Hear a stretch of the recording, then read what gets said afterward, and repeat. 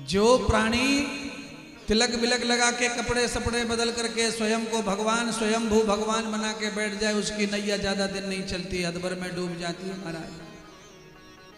है? अच्छा बोलो, इस समय सोशल मीडिया पे तुमको एक बाबा दिखता है क्या? उस बाबा का नामो निशान है क्या? निर्मल बाबा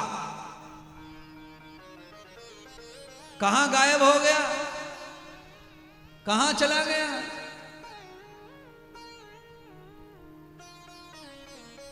इतना ही बहुत है, ऐसे कितने सारे बाबा हैं जो भगवान बन गए अपने आप में,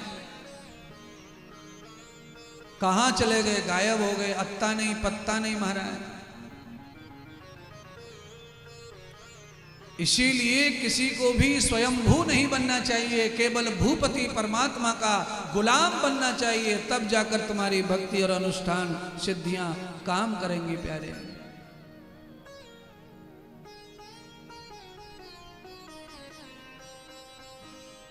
समोसा चटनी खाने से कृपा नहीं होगी,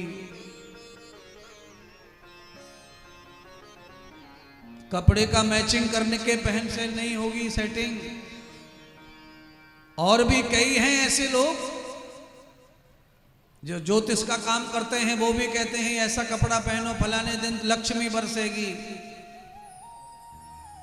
फलाने दिन ऐसे कपड़े पहनो, ग्रह शांति आएगी। कपड़े का संबंध जीवन से है तो सही, कपड़े से शांति अशांति भी होती है, ये भी विज्ञान सही है, ये भी साइंस सही है, पर कपड़े का प्रभाव शरीर पे पड़ता है, कपड़े का प्रभाव भाग्य पे पड़ता नहीं है। शरीर पे तो पड़ता है। जून के महीने में टेरिकोट को कपड़ा पहन लेंगे तो सब परेशान कर देगा, जून के महीने में खादी का पहनेंगे तो मजा देगा, यहां तक तो ठीक है, पर कपड़ा पहनने से लक्ष्मी बरसेगी, धन बरसेगो, रंग बरसेगो, ये सब बकवास है। कपड़े का भाग्य से कोई संबंध नहीं है, शरीर से संबंध है, यहां तक मैं मान लूंगा पूरी बात, और आपको भी मनवाना चाहूंगा, यहां तक तो आप भी मान लो। सर्दी गर्मी ठंड बरसात में कपड़े बदल बदल करके अनुकूल पहना करो, ये ठीक है, शरीर की शोभा भी हो, शरीर की रक्षा भी हो, शरीर खुश रहे, ऐसे कपड़े पहन लो।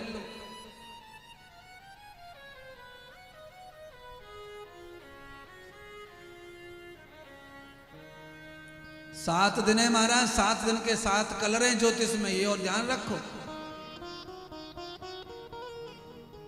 और बढ़िया बात, कोई कोई ज्योतिष वाला स्वयं विरोधी कपड़े पहन के बैठा रहता, बताता रहता टीवी के ऊपर कि शुक्रवार को फलाना कलर पहनना चाहिए, और खुद ने दूसरा पहन रखा है। बताने वाले को कभी कभी ध्यान ही नहीं रहता कि वो कह क्या रहा है और है क्या।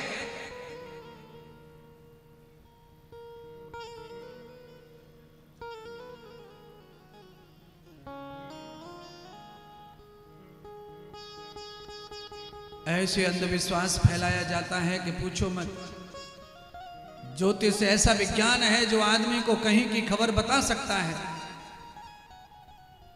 पर ये टोने टोटके कपड़े लत्ते का जो बात है, ये भाग से जोड़कर जो बताते हैं वो बिल्कुल भी ठीक नहीं है।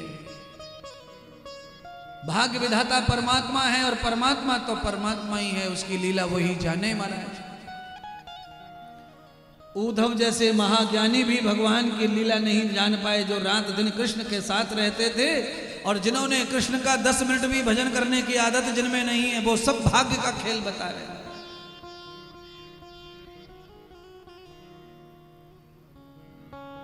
भगवान का भजन करने वाला व्यक्ति बहुत कुछ अच्छा बता सकता है, भगवान की प्रतीत हो जाती है तो आदमी अनुभव भी बता सकता है। सदगुरु सुखदेव कहते हैं, राजन आज पहला बालक पैदा हुआ देवकी को, कंस ने बंधुओं पहले बालक को उठाकर पत्थर से कुचल के मार दिया, दूसरे बालक को भी 6 बच्चे कंस ने मार दिए पत्थर से कुचल के। 7वां बालक देवकी के गर्भ में आया, देवकी रोने लगी परमात्मा से, परमात्मा प्रार्थना करने लगी, यह बालक मेरी गोद में मत दो, मेरी कोख में मत दो भगवान, एक भी बालक को मैं पालन नहीं कर पाई, सारे बालक मौत के मुंह में जा रहे, प्रभु इस बालक को किसी और माता के गर्भ में डाल दो, अब मुझे निपुती बनाओ, मैं पुत्र पैदा नहीं करना चाहती, वो तो मरने के लिए पैदा हो रहे। परमात्मा से जब दुहाई लगाई, दुखों के पहाड़ जब टूटे तो देवकी के ऊपर कृपा बरस गई। वासुदेव जी की बड़ी पत्नी रोहिणी माता आई मथुरा की जेल में मिलने के लिए देवकी से। देवकी के 7वां जो गर्भ है योग माया के कारण रोहिणी के गर्भ में स्थापित हो गया महाराज। 7वां गर्भ लेकर के रोहिणी गोकुल चली गई और मथुरा की जेल में पता चल गया कि 7वां गर्भ खंडित हो गया है, गर्भपात हो गया है। अब तो 8वां गर्भ जो खतरे का था उसका हल्ला मच गया। 7वां तो पतन हो गया, अब 8वां ही बचा है तो हल्ला मच गया। पहरेदार बिठा दिए बड़े बड़े, चौकीदार ताले लटका दिए बड़े बड़े, गेटों का वजन बढ़ा दिया, लोहा बढ़ा दिया, लाइटें लगा दी।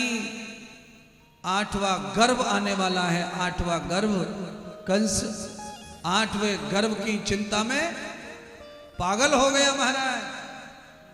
आप सब जानते हैं आदमी चाहे जितनी भी सुरक्षा के घेरे अपने लगा ले, पर जब काल सिर चढ़ बोलता है तो कोई भी सुरक्षा घेरा काम नहीं आता है, क्योंकि काल सूक्ष्म होता है, अदृश्य होता है, और सुरक्षा घेरा सूक्ष्म नहीं, ये साकार होता है महाराज। 5 घेरों के अंदर में रहते थे लोग तो भी निपट गए संसार से। कितनी सुरक्षा। श्रावण का महीना आया, शुक्ल पक्ष एकादशी का दिन आया, बलराम जी का जन्म हो गया गोकुल में।